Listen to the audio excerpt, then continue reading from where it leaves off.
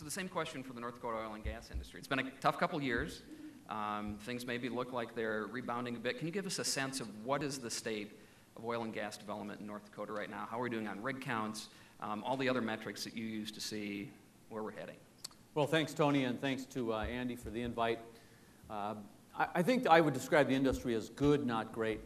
It's been almost 3 years now since we saw the dollar invert, and really that began the decline of the oil price and the commodity price. So we've had a struggle for 3 years. Industry, through its innovation and through cost cutting and production increases that we've seen through new technology on the production of each new well, has been fantastic. But the reality is that at 40 or sub $40 oil, there really is not enough economics in the food chain for all of the service industry and everybody throughout. We've been able to grow our rig count to about 60 rigs. If you drive north of Williston, there's still about 40 rigs in a field over there. That represents over 180 jobs for each one of those drilling rigs. But I was in Watford City this week, and if you haven't been to Watford City, I encourage you to go there. It is truly phenomenal. The infrastructure that's been put in place by the industry, by the state of North Dakota, the bypasses. You've got things in Watford City. If you're from small town North Dakota like I am, they've got a Hardee's, they've got a Taco John's, they've got a Red Wing boot store, they've got a TSC. They've got the things, the restaurants, the retail are coming, the school stabilized out their enrollments. Those are good things, but the reality is we're extremely challenged because not only do we need another $10 or so, I believe, in the economics to really thrive as a state, and all of the sub-services and all of the sub-entities that derive from that, including the buckets that the state fills the state coffers with.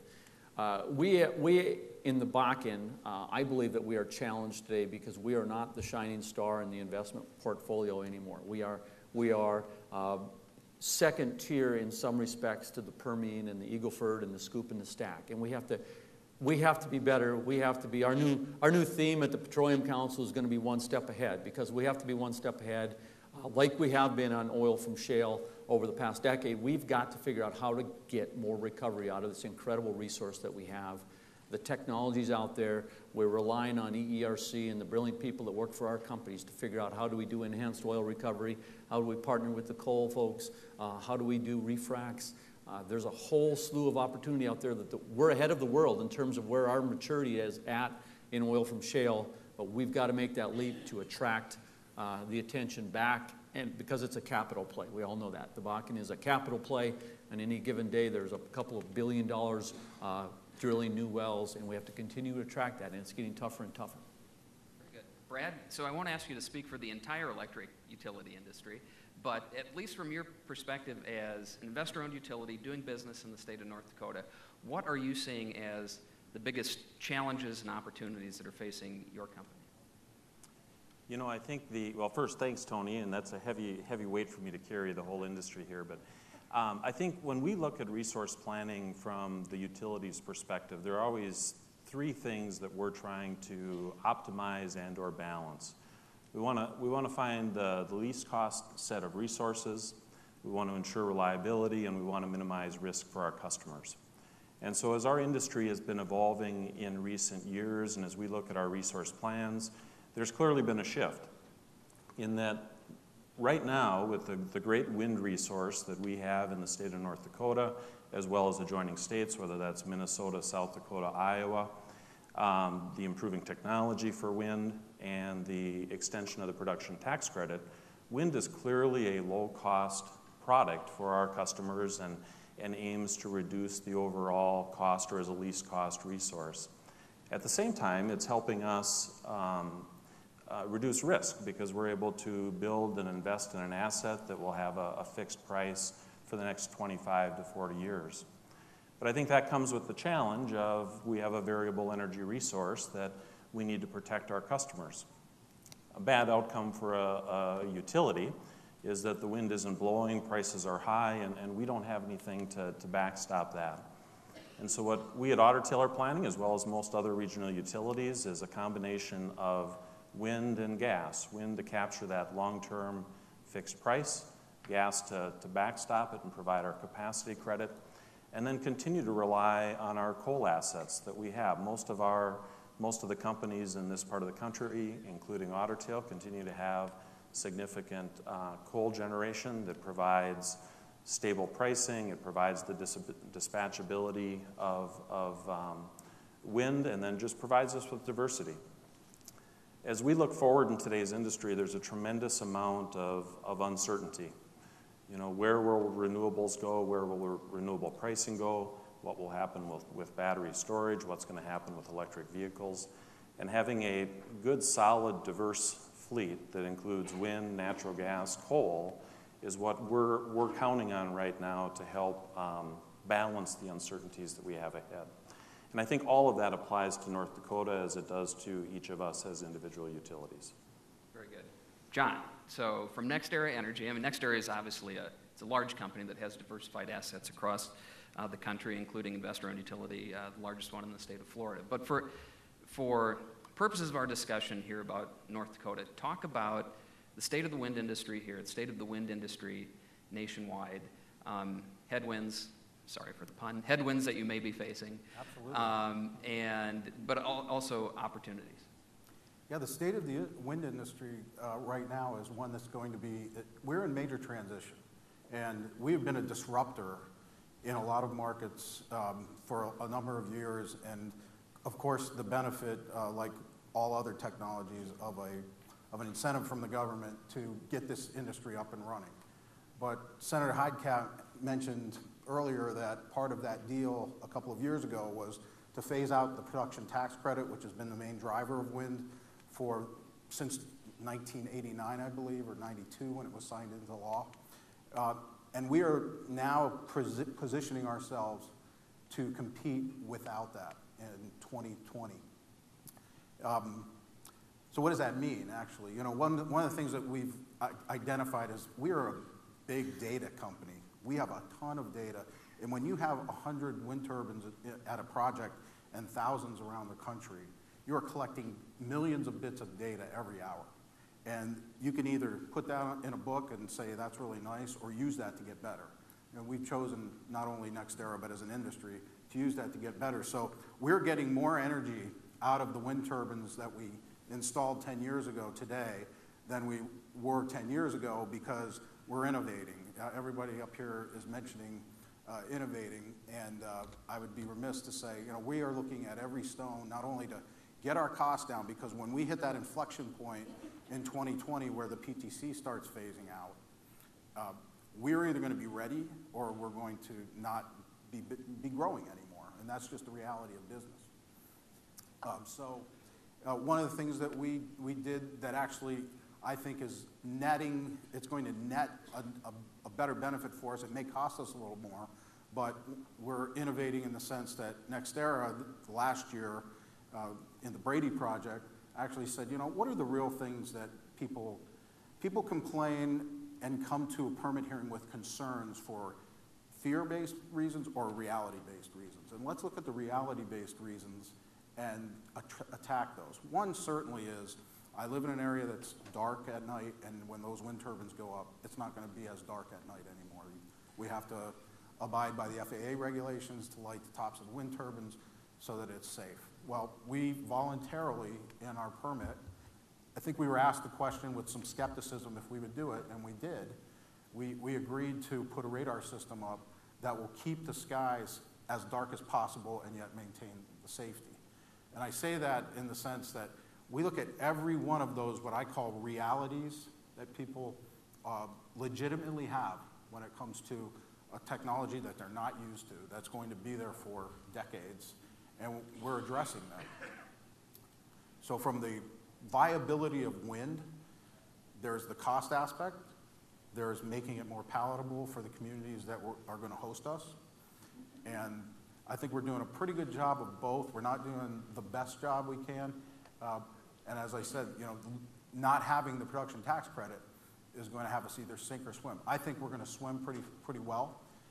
One other thing that we're innovating on is the addition of battery storage, which is a huge potential for our business. Battery storage costs are coming down, mainly driven by the usage in electric cars. So we're getting the benefit of all that knowledge and all that investment. And we're going to be able to pair those with wind turbines or even solar, not necessarily in this market, and make this variable or this intermittent resource much more like a fossil unit. And you're going to be surprised at what the cost is going to be. Very good. So let's stick with the electricity industry for just a moment. I'll direct a question to you, Brad. So for folks who are very involved in the electricity industry, if you talk about ISOs and RTOs, they're going to know exactly what you're talking about. I think probably in the general public, maybe a little bit less of a sense for what are these regional transmission organizations, independent system operators, and why is it so important that policymakers in North Dakota understand what these regional markets and regional planning entities mean in terms of our state's ability to export its product, electricity, to a broader regional market? Yep, you bet. Yeah, I think a lot of us, as we think about our industry, think of all these different power companies and think that we kind of operate as islands out in the greater system. When in reality, all the companies that operate in North Dakota participate in one of two regional transmission organizations, either the Mid-Continent Independent System Operator that Otter Tail is a part of, or the Southwest Power Pool that the Wappa Basin system are a part of, and other companies are mixed in both. The key thing is the MISO, or Mid-Continent ISO, stretches all the way from North Dakota east to Michigan and south to the Gulf of Mexico. The Southwest Power Pool goes from North Dakota all the way to south to Oklahoma and northern Texas. And so when those two regional operators dispatch the system or determine what generation is going to operate first and how it's going to be stacked up to meet the overall loads, or North Dakota's generation, whether it's lignite coal or wind or natural gas, all compete across large geographic areas. The boundaries of the state of North Dakota don't mean much when it comes to regional electricity markets. And so to Tony's question, as we think about the policy choices that North Dakota makes, North Dakota has to realize that how the policy choices ultimately impact the economics of projects that may choose to locate within the bounds of the state. North Dakota is really competing with South Dakota and Iowa for the same electricity market and the same opportunity to sell their output across a large area. And then the final point I'll make really goes to the value of the diversity of those large electrical and geographic footprints, whether the MISO or the Southwest Power Pool. When we have intermittent generation or we have load fluctuations, having a large electrical area to absorb those swings and changes is incredibly valuable. If Otter Tail were still operating like we did 10 or 15 years ago as our own company, balancing our own generation, there's no way that we could handle the amount of wind integration that we've had. But taking in the benefits of the large geographic diversity of generation and loads, the amount of wind that's been integrated into the Midwest ISO at this point, or Mid-Continent ISO at this point, really is not a problem for the MISO to balance on a day-to-day or hour-to-hour basis. So they're very important. Can I add to that? Just one quick follow-up, then we'll move to John. So just to help walk folks through this, a utility that's joined an ISO or an RTO, they've given up operational control of those generation resources, correct? So they're told by the market operator which units to run as opposed to being able to specifically designate which run, correct? And then that's based on what? What happens, I don't hear my microphone right now, is that all of the generation in those footprints offers the output of their generating units to either of the RTOs. And so we offer it based on our cost, at least that's what it's intended to be. And each RTO will look at the costs of all the generation that it has available to it, and it will dispatch enough generation in ascending order of cost to meet what the demand requirements of of the system. And then by doing so, they are optimizing or minimizing the overall cost to all the electric consumers in each of those large RTOs. Okay, so least cost. John. Follow-up I wanted to make on that, thank you for setting that up, Brad, is that it's no secret that the last legislative session was very, I'll say there was a little bit of rancor, especially between there's a few questions on that I see coming. Wind and coal. And so one of the things that we did, understanding how this market dispatches, as we said, look, the focus is on 4,000 megawatts that are in the interconnection queue that could be built in North Dakota. Let's take those out, and not only that, let's take out all the wind that is currently on the ground built in North Dakota and just take it out of the dispatch and rerun the model, the same models that all utilities run, to see how does that market get satisfied. And there were two very interesting things that came out of that. One was that the price of electricity, when you took wind out of the mix, actually went up by about $2.50 in our model.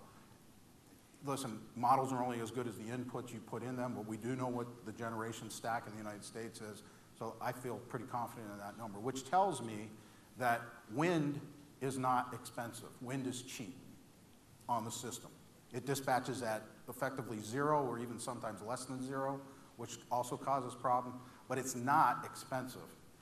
That was one of the arguments we were having to fight. But the other one was what filled the void that wind left was natural gas in this very large market because it's the next cheapest fuel. Coal got dispatched a very little bit more, but natural gas filled the void. So one of the questions we had to keep answering was, if natural gas is really the source of a lot of coal's problems, why don't we see natural gas facilities being built in North Dakota? I can't answer that question, but I can tell you that the natural gas facilities are being built in the region, and they are filling that bucket, and they're the ones that kind of take that next layer of generation. So that was actually how we answered two questions that were dogging us for the session, and that's really the reality, as Brad talked about, how the system actually operates. Sure. So pivoting to gas, I'm interested for Ron. I mean, we've talked a lot about in the ag sector value-added ag products where you add value to the commodity itself right here in North Dakota before shipping it out. I mean, it would seem like natural gas has an opportunity to do that same thing if you had natural gas plants going up in North Dakota. We haven't really seen that take off in terms of really locking into North Dakota gas. It tends to be exported via pipe, and then it goes into the interstate natural gas grid. Are there opportunities in-state to use a native natural resource like North Dakota gas and produce the electricity here to add value to it? Well, I think that question is really for the electric generators and how that fits into their mix and their portfolio and their opportunities. I would say, though, that when we're looking at gas, there's a test project going on right now that we had an incredible discussion at the Oil and Gas Research Council earlier this week. EERC is working on a test project. We're going to take ethane and re-inject it into a Bakken spacing unit and see how that reacts. And you're going to ultimately, if that can increase production as a tertiary recovery mechanism, we're moving the chain that direction. Ultimately, you've got ethane, you've got CO2, you're going to need all of them. The Bakken resource is a huge resource. If you get this to work, there will be competition for that gas, and it would consume a lot of that ethane that we have, or we don't know. It could be propane, could be any of those incredibly rich liquids that come out of that Bakken gas. So that's a huge opportunity. In addition to that, we've all talked about value-added opportunities and with North Dakota's natural gas liquids. I still think that is our next, that's really our next economy in this state. We've got to find a way to get there. We were almost there with a fertilizer plant. We need to continue to push that envelope. We need to find that niche market. There was a study done a few years ago for the Empower Commission by IHS that looked at those niches. We need to dust that off and then go back out now, because I think we're stabilizing our supply. And one of the things that we're seeing as we have these increased recoveries in the Bakken and you're drilling in the core, our gas to oil ratios are increasing rapidly. So we're getting more gas. That means we're getting more liquids. We need to find, we've got export pipelines for a couple of our ethane volumes at this point, but not near enough. So opportunities for this gas is going to become critical not only to us and to the producers, but we're going to need more gas plants, yes, but we're going to need to find alternative opportunities for that gas. And generation certainly can be one of them. So, and probably also looking at more midstream interstate natural gas pipelines to ship the Absolutely. product. We're going to need to continue to expand the ability to move that gas. And liquids really kind of plug up the system, frankly. You've got to find a way to move them, because they slow down the gas that we all want in our homes for moving through those pipes. Where are we at with flaring? North Dakota's made amazing progress in the last few years.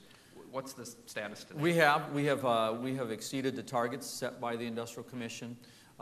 Recently, because of a bit of a slowdown, I think, over the industry, we've seen flaring jump up this last month or two. There are a couple plants being announced still that are great around Watford City where we need them. There's some struggles on federal permits, BIA permits, moving those permits along to get those gas pipelines in place and get that gas moving to the right location. It's not all in one spot. It's got to be moved through pipes and various channels. But overall, when you look at it, we've invested over $13 billion in infrastructure just to capture this gas. And I think that, again, we have led the world in the way of how are we going to do this. It's a wasted resource. We understand that, certainly in harsh economic times, but we've got to continue to find and increase our infrastructure, but find new opportunities for that gas here. Sure, great. Turning to Senator Heitkamp, and I'll ask the same question after this to Jason. There has been a lot of discussion nationally about this DOE grid study that Secretary Perry ordered the Department of Energy to undertake. And in sort of typical Washington fashion, the spin machine got sort of churned up, and you had some folks saying, well, this is the answer to saving every coal plant in Pennsylvania and West Virginia and Ohio. And you had other folks saying, how dare the Secretary of Energy order a study to view wind integration and other things. So I'm curious, from first Senator Heitkamp, what's your perspective on the DOE study? What do you hope to see out of it? It seems like it's been 1 week away for about 8 weeks now. But. You know, it's always interesting because I don't know what they expect the Department of Energy to do. I mean, people will say, well, this is FERC's jurisdiction. I think for way too long, energy policy has been at EPA, it's been at FERC, who should be a regulator and not a policymaker. I think it's perfectly appropriate for the Department of Energy to actually take a look at how are we going to supply a steady, reliable, redundant source of electricity. And as long as all the inputs are fair, and as long as there's peer review of this kind of study, as long as there's an opportunity to not make it a political, ideological document that supports a political position, but actually looks at the true data. I think one of the things that you're discovering just sitting up here is that, and watching this, is that the utility industry is going to respond to market demands, to shareholder demands, to low cost providing. We've got, even though not every state in the union has mandatory renewable fuel standards for their generation, over half the population has some kind of mandatory requirement, and many of them are moving to more and more or higher and higher percentages for renewable fuels. We want to change that dynamic, start talking about clean fuel, clean energy, which I think automatically gives us a leg up if we're able to get the technology going on carbon capture. But so we need to not prejudge things. I mean, it's incredibly difficult. And I quite honestly applaud the Department of Energy for moving into a space that I think they should have been in a long time ago, which is energy policy, telling us what the facts are so that we can make decisions, so that the states who look at it, the utility companies who look at it, can actually know long term. And so, I think it's much to do about nothing. We'll see how the study turns out. But I think that as long as this is not a political document and it's a valid product evaluating policy and prices, I'm all for it. Great. Jason? Yeah, I also applaud the Department of Energy for tackling this because what we have is a pretty good picture of the state of energy from generation in North Dakota to consumption in Minnesota. We've studied that for a long time. But when you expand the footprint of energy, of our energy footprint all the way across the states, at that point, it becomes more of a prerogative of the federal government, particularly when they are driving a lot of the incentives, to understand the impact of those incentives from top to bottom, but also to better understand all of the economic inputs from top to bottom of the energy industry. And I think there's 2 points that I want to make regarding that, is that first, the electricity industry is not a free market enterprise. And the tools that generally the free market is very good at solving don't necessarily solve those same problems in the electricity industry. And you even go back to the days of Adam Smith, who set up classical liberalism and free market. There were certain exceptions to the free market that it's just not equipped to solve. Power production through electricity is one of those examples, and as the federal government has put its thumb more on the scales of energy, electricity, it's become more apparent that it's got its thumb on the scales without an understanding of the industry that it's trying to regulate. So again, what Senator Heitkamp said I think is applicable is that it's an appropriate study as long as there's some opportunities for review of the data to make sure that the data is good. Second thing is I just wanted to echo her statement again regarding the difference between renewable fuel standards and clean fuel standards. Just those two words indicate where your priorities are and what is your goal. If your goal is to avoid the dangers associated with excess CO2 in the atmosphere, if that's where your heart is, then either of those two solutions solves that problem for you. When you have a very narrow renewable standard, it cuts out half of the things that are available to solve that problem. Whether it's hydro, whether it's clean coal, whether it's nuclear, all of these, if your problem is CO2, ought to be part of the solution. From the coal industry perspective, we think that we can solve whatever problem you give us, whether it's CO2, whether it's mercury, whether it's whatever, as well as contribute positive. You talked about R&D. If there's a particular technology that you have your eye on that you think is a real winner potentially for the coal industry, do you want to pick? That softball thing you just got there? Well, I've got a tougher one for you after this. Long term, we think we've identified the future in new coal construction in what's called the alum cycle, which takes the whole paradigm of electricity production from coal and turns it on its head. Okay, it's out there. So here's the tougher one that I have. If I say Kemper, I don't know if I say Kemper plant, how many people in the audience know what I'm talking about? Okay, so a fair number. A clean coal plant, a lignite plant proposed in Mississippi, I think lots of folks, me included, applauded Southern Company for attempting to take on a really cutting edge project. I think by most objective standards has not gone as they would have wanted it. You have now a $7.5 billion plant that produces about 582 megawatts of power. And it's recently been announced that it'll be converted purely to natural gas and will not use coal. How damaging is what happened with Kemper potentially to the clean coal industry? Let me respond to that, because I think Kemper, a long-term project, was not brownfield, was not a retrofit behind an existing coal generation plant. I think, and some people can argue, and if there's anyone out there from Southern, I apologize, but not well planned out in the front end. I think that you could go through and take a look at each one of these steps and wonder why things weren't managed a little differently. But I'm not going to make excuses for it. What I'm going to say to you is Petronova. You know where Petronova is? Fill us in. Yeah, well, Petronova is outside of Houston. It is a back-end carbon capture behind an existing coal generation facility that is capturing 90%, we think, eventually. And then that is used then to enhance oil recovery in the oil field that's just miles down the road, basically recovering incredible amounts of oil in place through this enhanced oil recovery. The technology is there, it pencils out, and you can say, okay, Heitkamp, you're using this as a byproduct, which can be incredibly valuable in oil extraction, but we know this byproduct can be used in other facilities. And when I was there visiting, what they're now looking at is new technologies rather than kind of a chemical wash to extract the CO2. We're looking at filters that are being developed in a lab right now in California.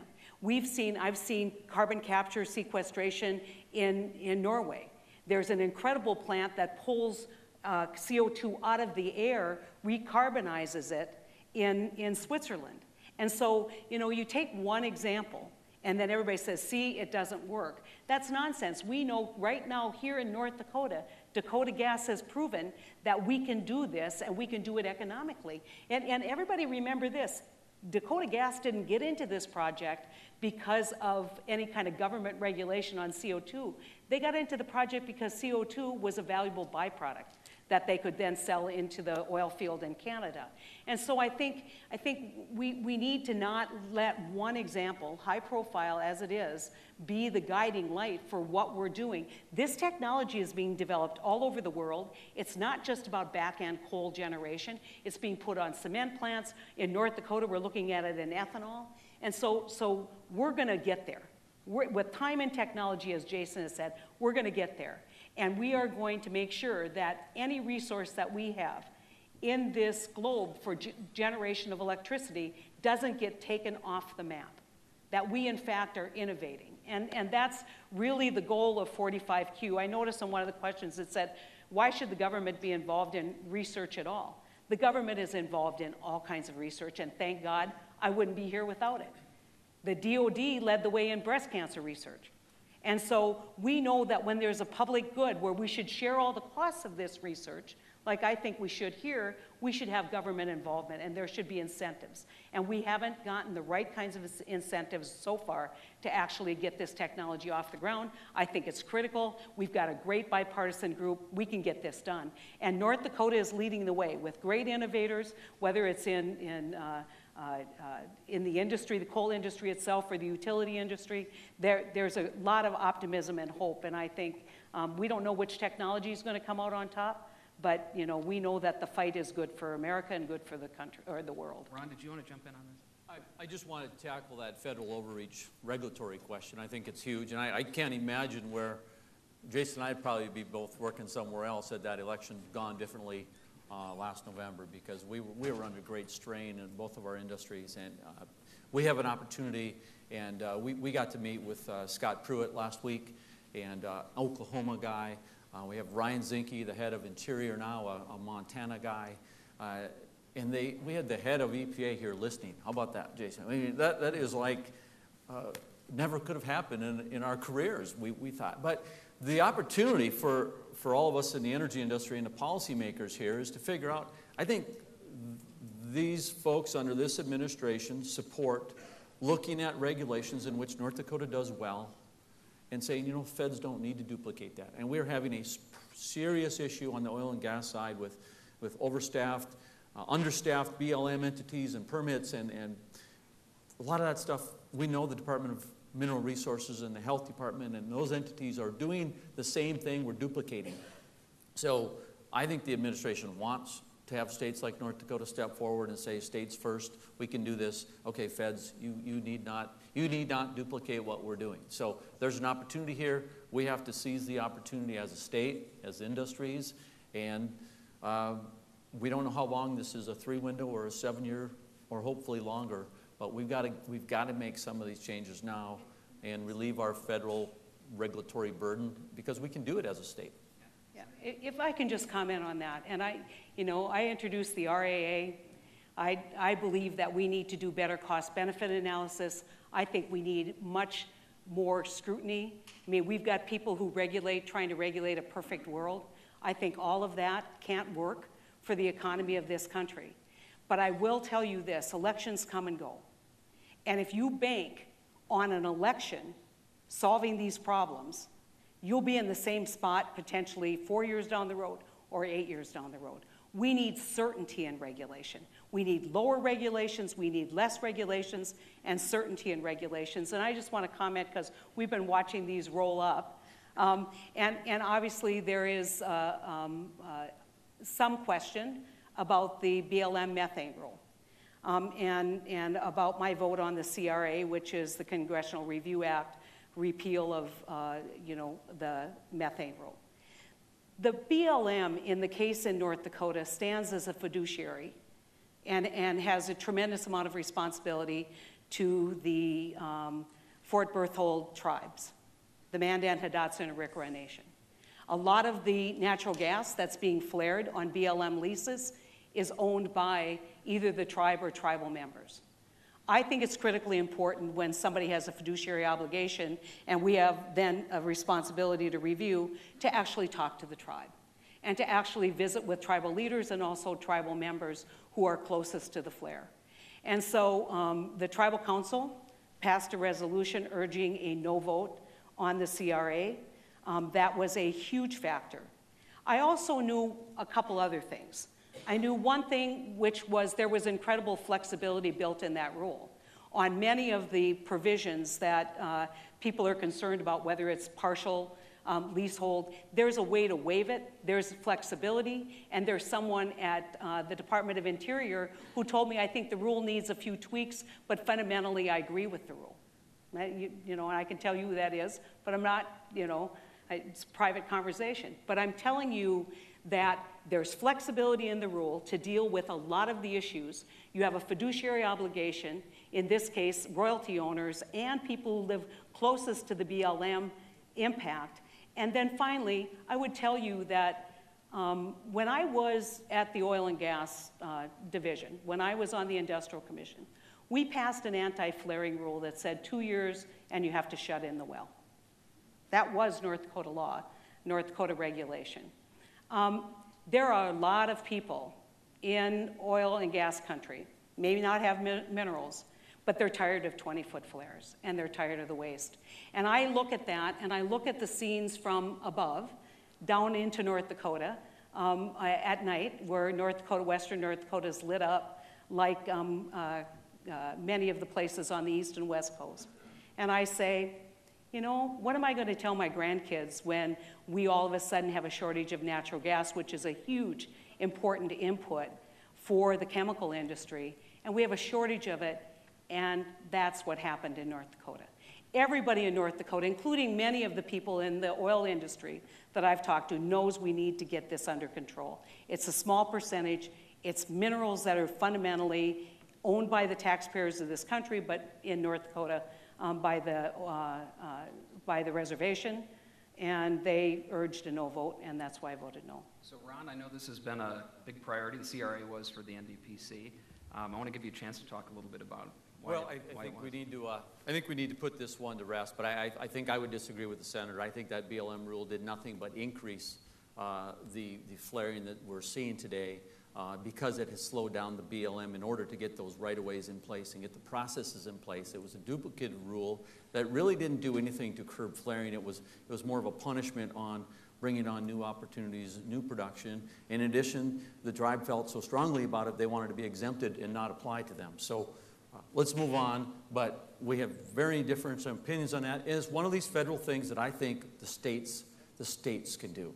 And so there's a big, long story behind it. So switching to the utility folks who are on the panel, there was an intriguing question that came up on the screen at some point, and it was about if you had Elon Musk on this panel, and you had the opportunity to explain to Mr. Musk what he has wrong about innovation and sustainability and where things are going, or at least lobby him on a certain thing, understanding that this is my interpretation, the Elon Musk vision of the world is to go right at electric utilities, right? I mean, not just sort of work with you in some parts of the grid, but actually replace electric utilities in terms of having a solar rooftop plugged into your electric car, cut off from the rest of the grid.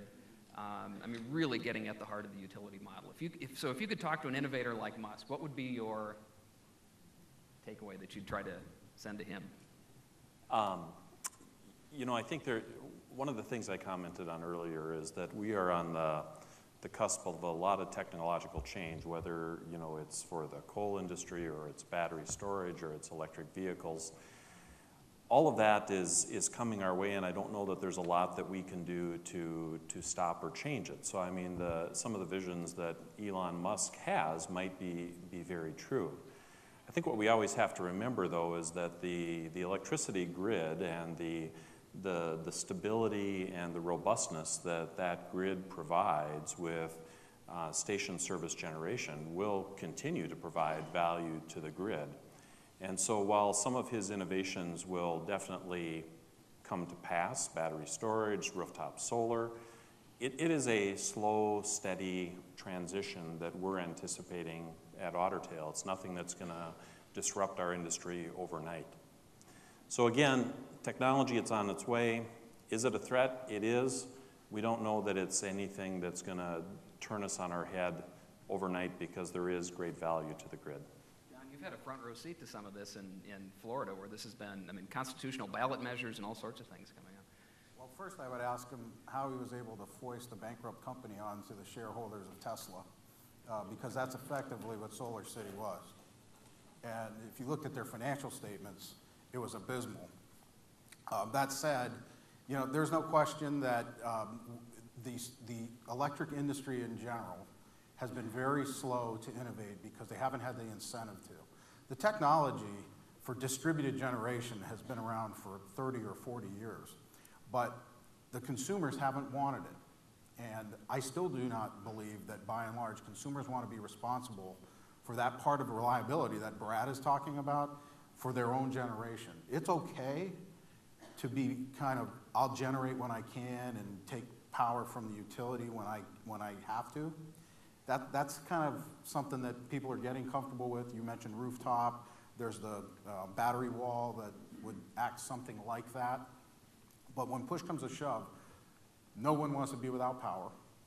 That has been the model that we've adopted, the central generating station, pushing back to the consumers. I think there are some consumers, in particular the younger generation, who are getting more and more comfortable with breaking that model. You know, the net metering issue, which is a big issue around the country, isn't, in my opinion, isn't fair. You have customers of these utilities that have paid for the transmission system and everything that's going to back that up. And when you push power back onto the grid, you need to pay that system for taking your power, period.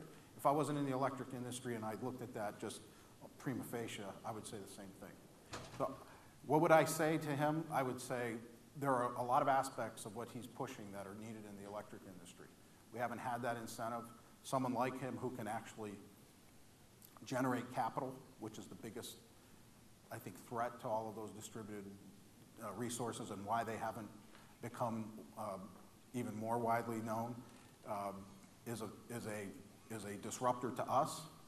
And eventually, we're either going to have to change some things and reach that next generation of power consumer who is being, I'll use the term, wooed by that, or we're going to lose those customers, and then we're going to have to see what the utility industry is looking like afterward. Sure, so I don't want to put words in your mouth, but is the idea that you still see a future for utilities, but it's one in which all the folks at the end of the line who used to be purely consumers of electricity are now moving towards sometimes being consumers, sometimes being producers of electricity, but still needing a network grid to allow that to happen. Is that? That's what I'm saying, and you know, it's the opposite of what I would call the milkman principle. Back when I was a kid, we still got milk brought to us every other day in a little cooler crate and left on our front porch. But over time, we as consumers moved to, there's a plant centrally processing milk, and it's pasteurized, and we buy it at a supermarket. This is the opposite. The consumers are actually saying, I don't want that mass production anymore. I'm not sure they understand the cost of that, and they will, and if that cost is not equal to the benefit, they will not move. And if that cost is equal to the benefit or greater than the benefit, I may have said that in the reverse order, but if the benefit exceeds the cost, they'll move to distributed gen. If it isn't, they'll stay with their utilities, and I think we're okay with that. Yeah, Brad? And to accentuate the point that John is making, all of these technology and improvements that Elon Musk is talking about can be applied at the consumer level in a home, or they can be applied at the utility level. And there's no question from what we've seen as these technologies have evolved is that producing wind or solar at the utility level on the central station power is a much more cost-effective way of accomplishing the same policy objective that many of those customers may have. And therefore, as we think about the overall economics of the system, there's a lot of pressure for that to occur at the utility scale, large-scale level, rather than consumer by consumer. So, let me ask a question. I had, this is one that someone in the audience pitched to me prior to coming up here, which was, do we know from an engineering standpoint, is there a top limit to variable energy resources in terms of what can be brought onto the grid and still have a reliable grid? When I say variable energy resources, we're talking about anything it's non-dispatchable. It's when the wind varies, the sun varies. Do we know, or are we sort of learning as we build it out? I don't know if we actually know a hard number, but absolutely, theoretically, you have to be backed up by dispatchable resources. That we know. Whether, and Brad's point about a large balancing system has a lot to do with how many variable resources can be on the grid. If the entire United States was one balancing system, then we could have a significantly higher penetration of wind, solar, and other things that are non-dispatchable. It's still regional. It's regional. We're not even close to 20%. I mean, although oftentimes in the regions that do have a lot of wind in particular, they can reach 50% of the total amount of energy that's being consumed at any one point in time. But we're not close to that saturation point yet, and I guess we are going to find out at least one view when the DOE study comes out, give us a checkpoint of where we are today and where we might be going. You know, I think, Tony, there have been studies done over the years that have put out different points, different percentages. I certainly have heard reports with 20 and 30% penetration in terms of overall energy is sustainable. But I think what you're asking is the overall question that we as an industry are trying to figure out today. It's the purpose of the DOE study. The RTOs, specifically the Mid-Continent ISO, is doing study work trying to figure out, okay, if we keep pushing the limits on renewable generation higher and higher, what do we have to do differently in our system? Do we have to have different new products to ensure reliable operations with larger amounts of renewables? So I think the answer to your question is that it's a question that the industry is grappling with right now, and hopefully over the next few years we're going to be able to get our arms around that and make appropriate policy decisions based on it. Let me take a stab at that too by saying, is there an upper limit? Well, tell me the inputs. Tell me how much you want to pay for electricity and what you want to give up, where your priorities are. Then we can give you an upper limit, because theoretically, as long as you're building backstops and you're interconnected, you can go very high. But then what does that cost? So that's really one of the critical points, is what do you want to spend and what are your priorities before you find out what that upper limit is. If I can just comment too, because there's a great question. Will millennials continue to support the grid? And that may sound like a silly question, but it's exactly the right question. You know, we're going to produce energy to a population who wants to buy it. You want to avoid distributive issues with rooftop. You start delivering a power that people think, oh, this is wind power. I don't have to run a generator. This is solar power. I don't have to, run a generator in my house in order to consume that kind of power. And so I think we need to understand that this is being driven by shareholder values. This is being driven by utility values. It's being driven by consumer values. And we're going to have to innovate to reach that point. That's why I'm so clear that we need to do better education on clean coal technologies, so that when people know they're consuming energy that's being generated in a coal-fired generation facility, that's clean energy. That's energy that's been produced with the values that customer shares. And the more we can, in fact, introduce that ethic to the grid, the more we're going to avoid some of these disruptive, in my opinion, disruptive and income-shifting technologies. So if you're rich enough to put a rooftop solar panel on, and then you say, but you have to buy my power at top price, what do you think's happening to the consumer in that same area? That consumer living on a fixed income, maybe in a assisted living facility, is paying the cost of that rooftop facility. We can't. It's not just distributing power. We're redistributing income with those strategies. But we also have to recognize that we have a growing population who wants to consume and wants to know where their energy comes from, and we have to produce energy to that ethic to avoid, I think, those issues in the future. Let me pivot to infrastructure development, linear infrastructure development projects, because this is a huge issue across the spectrum in North Dakota, whether it's wind power, whether it's traditional coal power over transmission lines, whether it's oil and natural gas through pipelines. I'll be charitable and say zealous opposition to pipeline development.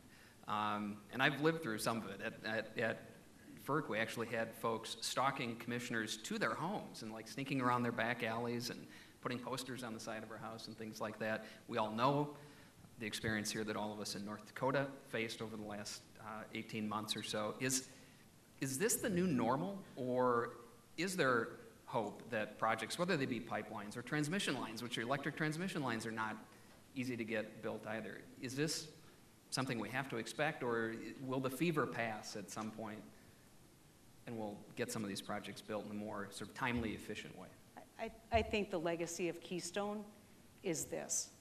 They can't control the development of the energy at the source, whether it is, you know, energy coming out of North Dakota or whether it's in the oil sands in Alberta.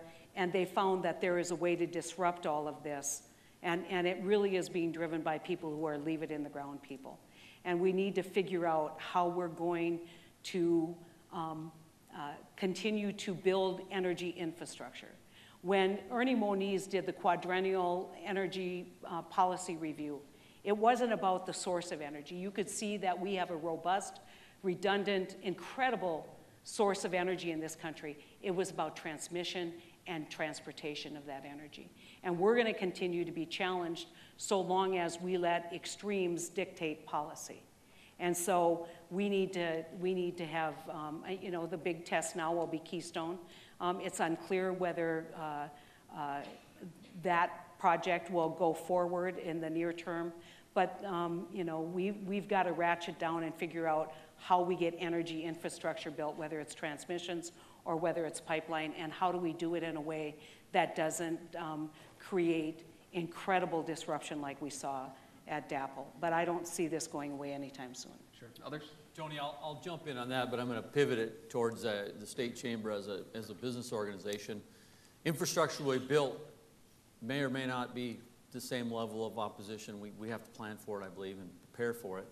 But really, as a state, I think we have to understand that the critical need to be competitive in just looking at the Bakken and what's going on in terms of, we've had two major sales on assets in recent months or weeks or days.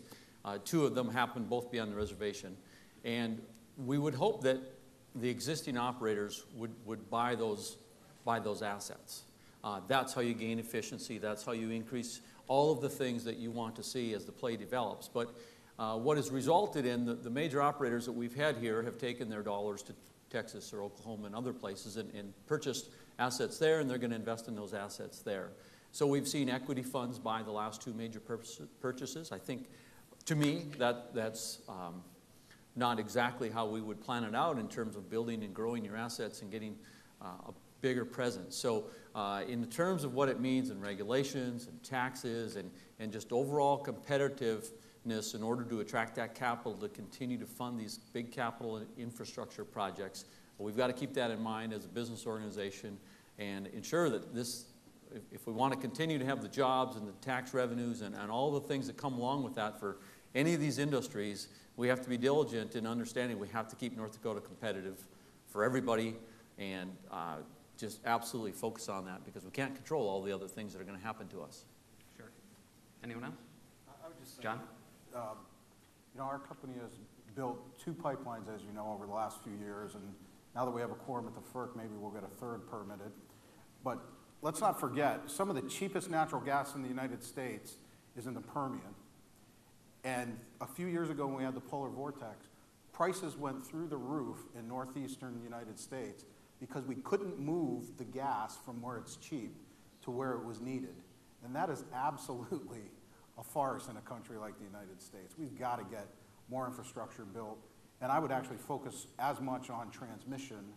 If you really want to solve some of the problems that we see with congestion in the middle part of the United States, we need to build some transmission to the areas of the United States that are not blessed with those resources, Southeast, PJM market, et cetera, and move that power so that we can equate the prices of electricity across the board. We're under 5 minutes now for the remainder of the panel, so we'll start getting into a lightning round of questions with short responses. Some of these are designed to elicit yes or no answers, but we'll see how it goes. So Ron, we'll give this one to you. The North Dakota legislature every year has to build into its revenue estimates the amount of oil that's going to be produced and at what valuation. Do you think when we look back 2 years from now, will that come in under, over, or right on the money? Well, I think that the legislature and the budget forecasters have done a pretty good job over the last 24 months of tweaking down. And when you look at where oil is at today and you look at all of the opportunities out there and all the drilled and uncompleted wells we have in the Bakken, it's hard for me to see oil really jumping up into a plus $60+ range, because it seems like we have the ability to ramp up production. So there's somewhat of a ceiling on it, and I think we have to remember that. The fact we've been able to get over 1 million barrels a day, and the budget is about, I believe, 925,000 barrels a day in this biennium. I think that's going to give us some room there. So overall, I think that we've done a good job, and in this biennium where the barrels are at, I hope we come in over. All right. But not by much. So that sounds like it's somewhere between over and right on the money. Is that, all right.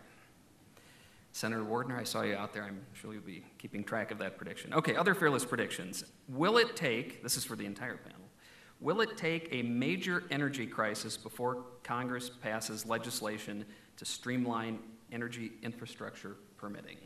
Senator, we'll start with you. No, I think we can do it without that. I think we have to educate on how fragile the system can be. Exactly what you said. Now, part of that problem is you could take natural gas from the Marcellus or from the Utica, but 22 miles into Massachusetts, you can't get the pipe through. I mean, it's ridiculous. And so at some point, the question is, you know, it's interesting because people say states first, and now you're saying you need federal regulation. And this is an issue of interstate commerce, and I think the federal government should be involved. All right, Jason, yes or no? I think it will. And I think you see that because the polar vortex, that was the wake-up call, that we weren't prepared, we didn't have the infrastructure, and we're still not there. Ron, will or will not take a crisis?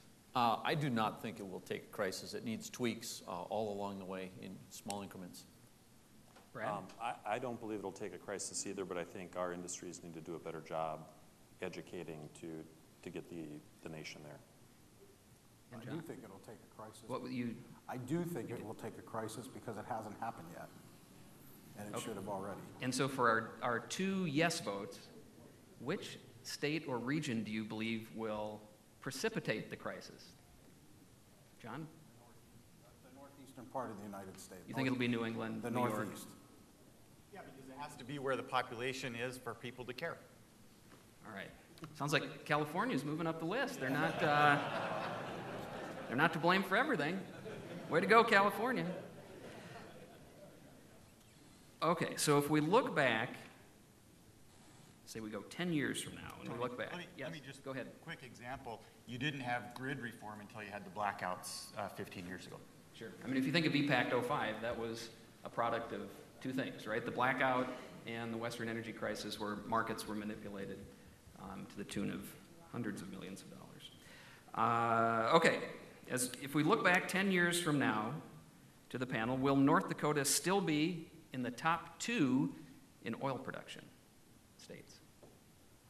You want me to answer that one? Well, sure, and we'll take the whole panel. Absolutely. The Bakken is a world-class resource.